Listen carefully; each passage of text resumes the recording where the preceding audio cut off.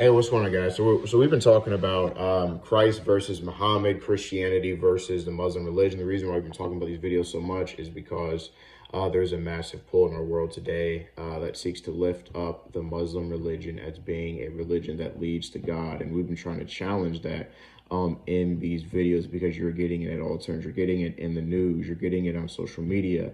You're getting it even in the laws of the land in America. They're seeking to make laws of the land that have the Muslim religion at the forefront.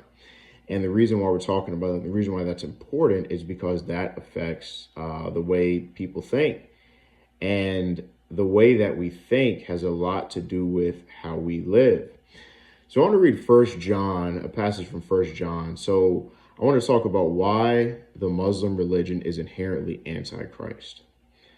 So 1 John, chapter 2, John is going to warn about the spirit of antichrist. He says this, starting in verse 18.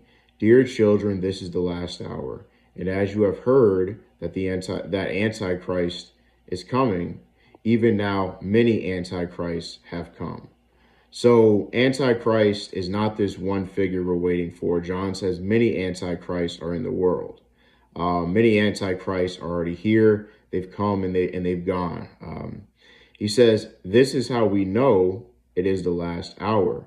They went out from us, but they did not belong to us. And then he says in verse 22, who is the liar? It is whoever denies that Jesus is the Christ. Such a person is an antichrist, denying the Father and the Son. No one who denies the Son has the Father. Whoever acknowledges the Son has the Father also. Do you know one of the chief claims of the Muslim religion, one of the foundational claims, is that Allah, who they try to claim is the same God as the one in the Bible? We know that's false. But they claim that Allah does not have a son, and that Jesus is not the Son of God, but he was just a prophet and a messenger.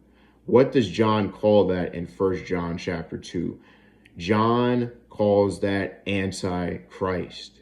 If you deny the Son, you deny that God has a son, you're an antichrist. He says, no one who denies the Son has the Father.